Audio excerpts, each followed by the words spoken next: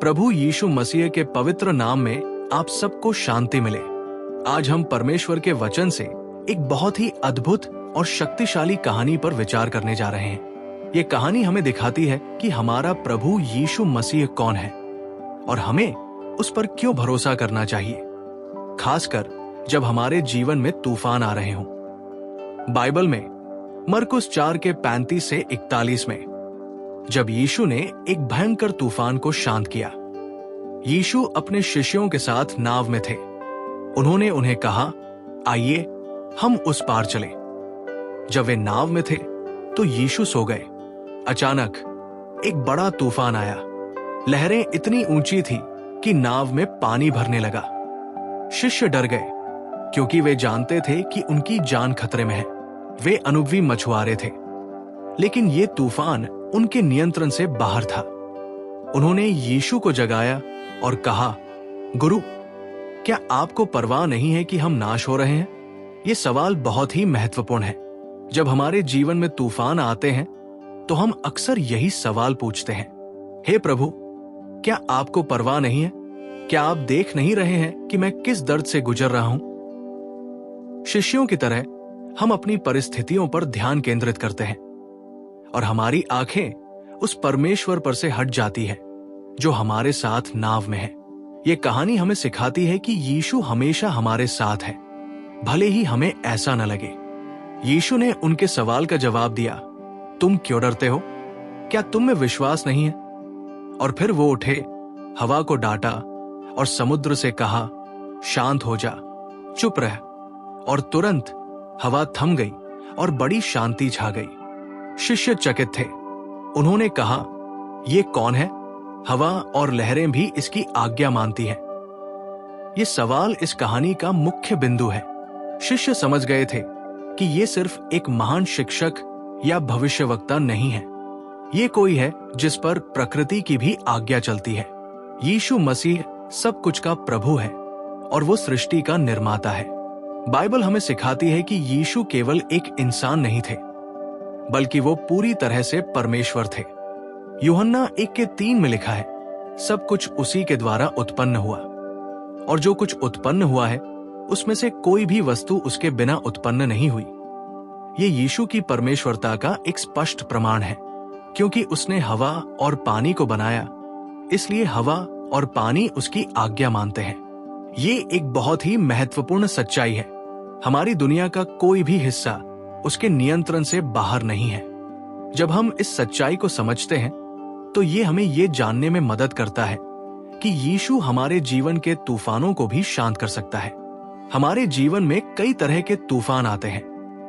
वित्तीय परेशानियां, बीमारी, पारिवारिक समस्याएं या हमारे अपने पापों का संघर्ष। ये तूफान हमें भय और निराशा से भर सकते हैं।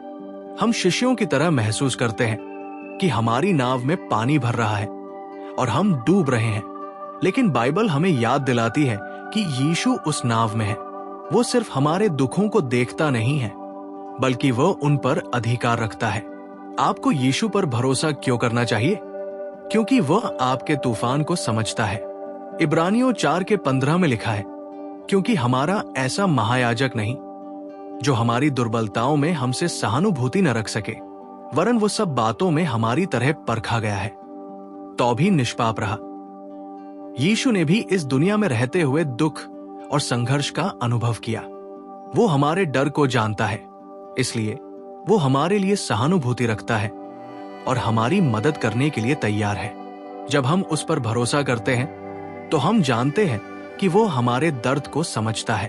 तो हम अपने जीवन के तूफानों में यीशु पर कैसे भरोसा करें? पहला, हमें यह जानना होगा कि हमारा विश्वास उस पर निर्भर करता है, हमारी परिस्थितियों पर नहीं।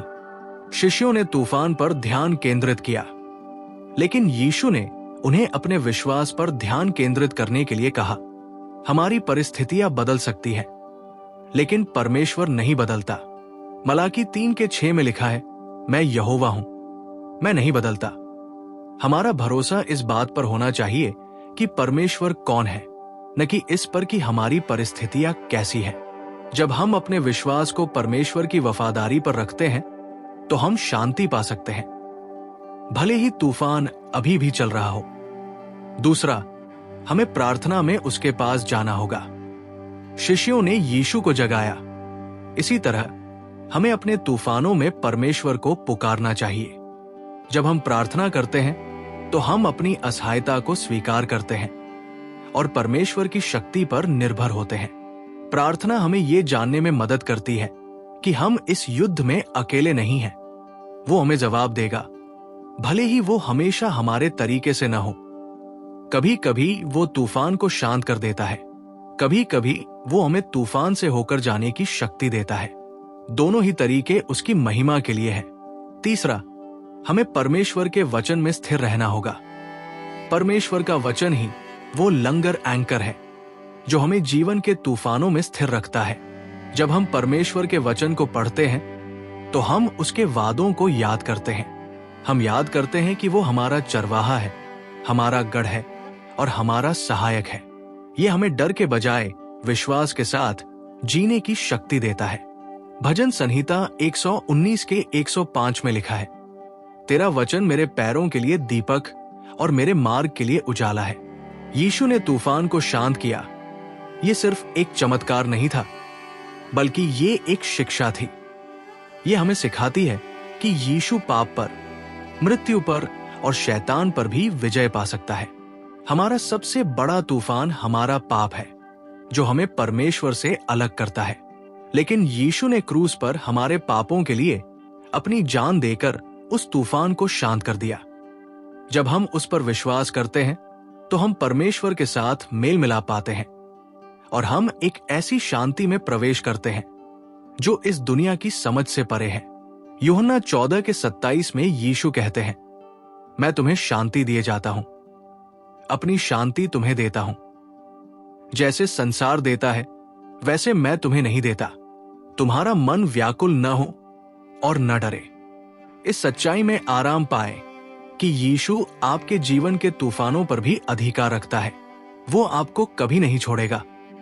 चाहे आपके जीवन में कोई भी तूफान आए, याद रखें कि वो नाव में है। उसे पुकारें, उस पर भरोसा करें और आप उसकी अद्भुत शांति का अनुभव करेंगे। यदि आपने इस संदेश से आत्मिक आशीष पाई है तो इसे अपने तक न रखें। किसी ऐसे व्यक्ति को शेयर करें जिसे इसे सुनने की आवश्यकता है। आप हमारे यीशु वचन चैनल को सब्सक्राइब जरूर करें। हम हर दिन आपके लिए बाइबल आधारित आत्मिक संदेश लाते हैं। आपका एक सब्सक्रिप्शन हमें परमेश्वर का वचन और लोगों तक पहुंचाने में मदद करेगा। परमेश्वर आपको आशीष दे।